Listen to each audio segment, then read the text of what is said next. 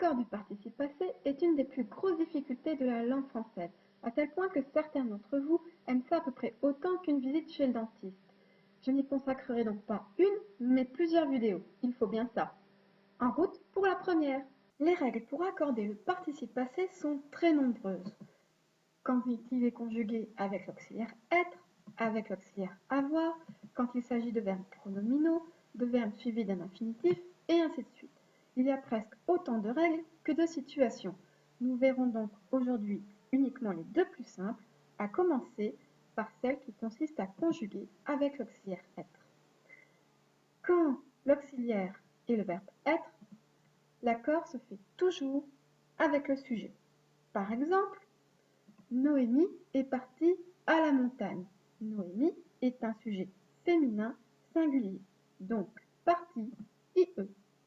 Maintenant, si le sujet est Xavier, Xavier est parti à la montagne, Xavier est un sujet masculin singulier, donc partie I. Et si le sujet est pluriel?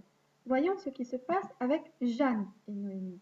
Jeanne et Noémie sont partis à la montagne. Jeanne et Noémie est un sujet féminin pluriel, donc partie IES. Et si ce n'est pas Jeanne et Noémie, mais Vincent et Xavier? Vincent et Xavier sont partis à la montagne. Vincent et Xavier est un sujet masculin pluriel, donc Vincent et Xavier sont partis IS. Que se passe-t-il si le sujet pluriel est à la fois féminin et masculin? Alors là, vous avez le choix entre suivre la règle générale, celle que vous avez apprise, celle que nous avons apprise à l'école, à savoir le masculin l'emporte sur le féminin. Dans ce cas-là, il faut écrire Xavier et Noémie sont partis IS à la montagne. Ici, peu importe que Noémie soit un sujet féminin, la seule chose qui importe, c'est que ce soit un sujet pluriel et qu'il y ait dans le lot un sujet au moins qui soit masculin. Il y a aussi la possibilité, vous avez aussi le choix de choisir la règle de l'écriture inclusive qui suit l'accord au plus proche. L'accord au plus proche implique que si vous écrivez Xavier et Noémie sont partis à la montagne, alors là, on écrit IES.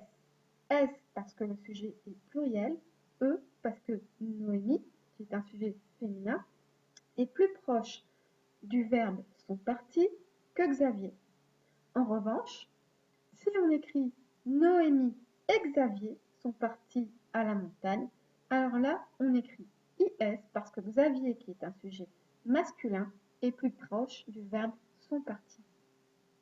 Attention, car l'écriture inclusive compte autant de plébiscites que de détracteurs et elle n'est pas reconnue officiellement. Ainsi, si vous suivez l'accord plus proche dans un texte officiel ou dans le cadre de votre travail, cela peut, j'insiste sur le peut, c'est une possibilité et non pas une obligation, cela peut être considéré comme une faute d'accord. Maintenant, voyons ce qui se passe quand le sujet est un infinitif ou une proposition. Alors là, pas de discussion, l'accord se fait au masculin singulier. Par exemple, accorder ses participes passés est devenu facile. Accorder ses participes passés est sujet, donc devenu U. Autre cas de figure, quand le participe passé est employé sans auxiliaire. Là, exactement comme si on avait l'auxiliaire être, on accorde avec le sujet. Par exemple, accrochés au ventre de leur mère, les chatons tête goulûment.